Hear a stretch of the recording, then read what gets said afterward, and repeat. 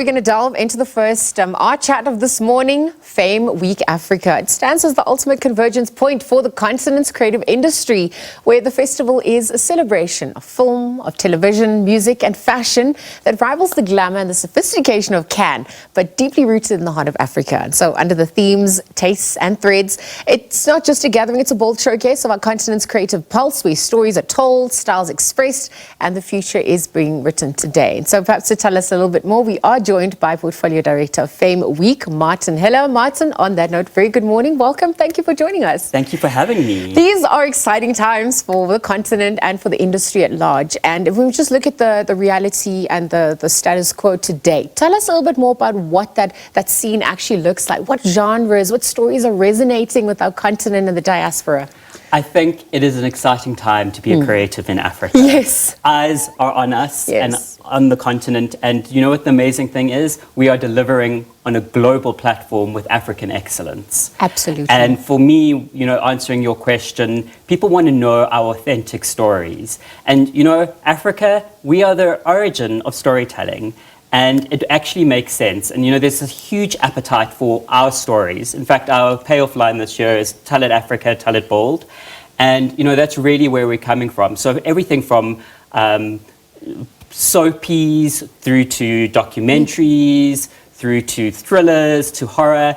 Everyone is on, our eyes are on us and our stories. We are the world. We are the magic that the world's been looking for. And I'm so glad you're speaking about that excellence as well, because it also ties into the theme this year, right? Taste and threads. So tell us a little bit more about what that encapsulates for this year as well. Yeah, so I mean, I think for us, one of the most important things is to be able to shine that spotlight on African excellence. So if you are looking at really the demographics and who comes to Fame Week Africa, we've got a lot of internationals coming to see what is happening on the continent. This year, our destination focus is the city of Atlanta, and it's really about connecting and threading through those connections between the city of Atlanta and Africa, and seeing how the creatives can actually come together to create something special. And it helps us put us back onto the global stage. Yeah, absolutely. And even if we're looking at the threads, the themes, the trends, the innovations that we've put forth, given our own unique storytelling, what's coming to mind at this point? How do we add to that global story that makes us so different, beyond the soul? So I think, you know, and it's also looking back, especially with work that SABC is doing as well. Okay. You know, it really is about getting together and being able to provide platforms for our storytellers to be able to create their stories. Yeah. And I think, you know, it goes back to really when we look at what's happening there, it's really the whole focus on being able to tell our stories, and having that platform to be able to share them with the world. Yeah, it's also about agency and ownership as well. Are you satisfied with how things are faring on that front? Because you're obviously looking at,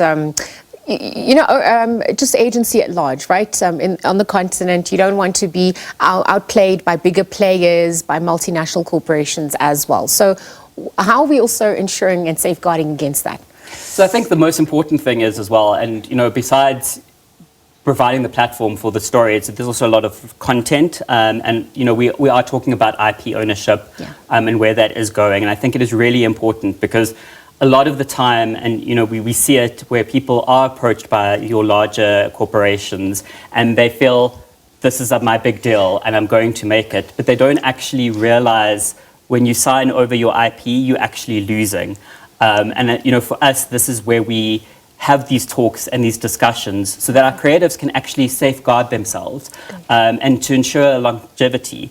I mean, you know, the thing is, when we look at the film industry and what it contributes to the GDP, we're a huge player in that industry. But the problem is we fall short because we sell our IP just so that we can have that big break. So, you know, I think, you know, for us, it's about showing those various production companies that have actually made it and sharing their stories for the newbies that are coming into the industry. Yeah. So yeah, that's a huge, big focus for us. And Martin, that obviously speaks to education and awareness as well, right? And the business acumen side, or the business of showbiz. And that's obviously it's really come to the fore in this AI generated world as well. How is that also impacting the playing field? So I think there's a love-hate relationship with AI. And for us, and you know, we are doing a few talks about it, it's really, and we always say that your AI is as good as your prompt.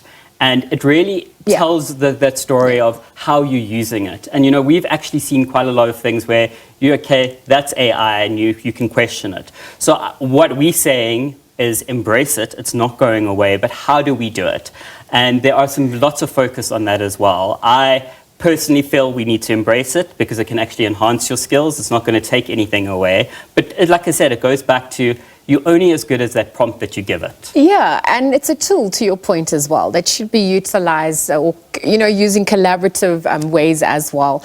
What remains the biggest challenges then for Creative Week, for Fame, for practitioners at large? What do you think we need to mitigate against the most at this point as well? Definitely financing. And I think that's the old age question. Yeah. You know, we're very fortunate in Africa that there is a lot of film funds. You know, we've got the National Film and Video Foundation, there's various film commissions, but it still is a challenge for a lot of creatives to get their project up. So again, you know, when we look at the business acumen, we're also pushing out to think differently on how to film your funds. You can't just always rely on your film commissions.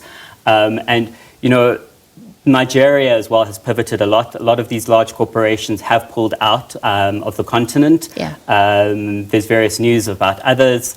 But, you know, it's really how we're doing it. And the word pivot seems to be coming back. And Nigeria is pivoting to the use of YouTube. And again, we've got the talks on that as well. So it's really thinking about differently, like, can you finance your film through brand placements? And that's really where we are trying to challenge our creatives to think differently on how to finance their films. It is a challenge. It's never going to go away, but it's thinking differently in how you approach that. And I mean, there's so many operators on the value chain, right? Again, to your point about there being music, there being fashion, and also specialized skills on that front. Do you think there's enough focus on honing that and affording it the respect that it needs as well? So, you know, when we look especially at fashion, I think, you know, again, Africa is exploding on the international scene. But when we look at how fashion is integrated into the authentic storytelling that we're doing, I think there's a little bit of a gap there. Yeah. For me, you know, I would want to watch something and then be able to have a focus on the designer where the credits are rolling, it says dressed by, because, I mean, we have amazing designers on this continent, but I don't think that they're getting the recognition that they deserve. And that's really why the African Fashion Forum was born, was to provide a platform and to introduce not only the continent, but the globe to our designers. And so as we wrap up, the future's bright and bold. What's the bigger vision then for Fame and perhaps from here into and beyond? So for us, it is about remaining that global player. I think it's important to have these conversations, to have Fame Week Africa, so that the spotlight will always be shone on Africa and the creative work that we're doing. All right, Martin joining us this morning, Fame Week Africa. Well, chatting all things Fame Week Africa. He's the portfolio director of Fame Week. Just telling us about the festival, some of the strides, some of the challenges, and of course how Africa continues to add to that global story and restore its agency at large with everyone along the value chain. So thank you to him for joining us.